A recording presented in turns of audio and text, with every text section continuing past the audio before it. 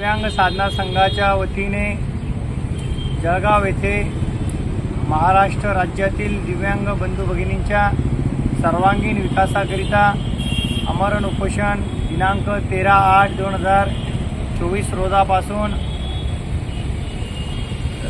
जेस ग्राउंड छत्रपती शिवाजी महाराजांच्या स्मारकाजवळ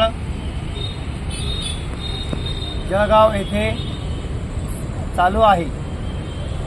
आज सात दिवस झाले आहेत आमरण उपोषणाला, तरी सुद्धा एकही लोकप्रतिनिधी व जिल्हाधिकारी स्वतः उपस्थित झालेले नाहीत। जिल्हाधिकारी म्हणत आहे की हा प्रश्न माझा नाही आहे, परंतु मी त्यांना हे सांगू इच्छितो की आपण जिल्ह्याचे पालक आहात। जिल्ह्याच्या प्रत्येक महाराष्ट्राच्या प्रत्येक जिल्ह्यातील हा प्रश्न आहे, तर तरी सुद्धा ते म्हणतात की आमचा प्रश्न नाही आहे। आज दिनांकापर्यंतही ते आले नाहीत, कारण दिव्यांगांच्या मागण्या, दिव्यांगांना स्वतःचे हक्काचे घरकुल हवे, दिव्यांगांना रोजगारासाठी जागा हव्यात, दिव्यांगांना महानगरपालिका, ग्रामपंचायत, जिल्हा परिषदांमध्ये 5% निधी हवा आहे। त्याचप्रमाणे दिव्यांगांना अंत्योदय रेशन कार्ड 35 किलो धान्य उपलब्ध होत नाही आहे, ते मिळावं। दिव्यांगांना ज्याप्रमाणे लाडकी बहीण लाडका भाऊ आणला त्याप्रमाणे दिव्यांग पेन्शन योजना 6,000 रुपये लागू करावी लवकरात लवकर, ही आमची मागणी आहे। आणि या सर्व दिव्यांग समाजाचं प्रतिनिधित्व करणारं ग्रामपंचायत, पंचायत समिती, जिल्हा परिषद, नगरपालिका, महापालिकांमध्ये स्वीकृत सदस्य एक दिव्यांग व्यक्तींचे नेमणूक करण्यात यावी।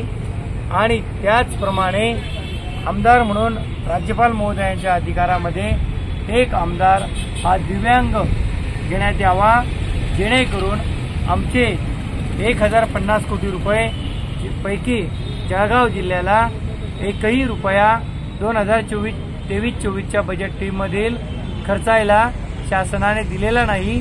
आमदार जर झाले आणि सर्व सभागृहात जर आमचे प्रतिनिधी असतील तर आमच्या दिव्यांगांचा सर्वांगीण विकास होणे सहज शक्य होईल। कारण जे सक्षम लोकप्रतिनिधी आहेत, आमदार, खासदार, मंत्री महोदय, यांना दिव्यांग समाजाशी घेणे देणे नाही।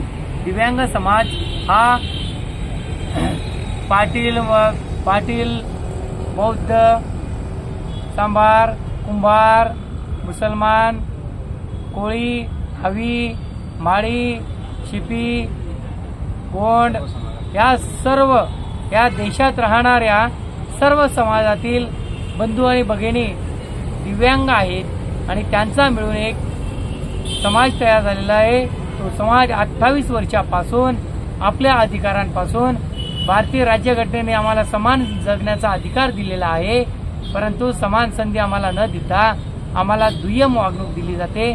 तर हाच माझा प्रश्न आहे की आमचा समाज जर स्वतंत्र तुम्ही जाहीर करू शकतात तर मग आम्हाला प्रतिनिधित्व देऊन आणि आमचा सर्वांगीण विकासाचे प्रश्न मांडण्याकरिता आम्हाला हक्काचा प्रतिनिधी का देत नाही? कारण तो दिला पाहिजे, हीच आमची मागणी आहे। आमच्या उपोषणाला आज 7वा दिवस आहे, तरी सुद्धा जिल्हाधिकारी किंवा कोणतेही लोकप्रतिनिधी आलेले नाहीत। जे लोकप्रतिनिधी आहेत ते आजूबाजूच्या ट्रेनमध्ये जाऊन सत्कार समारंभ घेत आहेत, चहा नाश्ता घेत आहेत, परंतु आमच्या उपोषणाच्या जागेवर पेंडॉलमध्ये येण्याची सहकार्य करत नाही।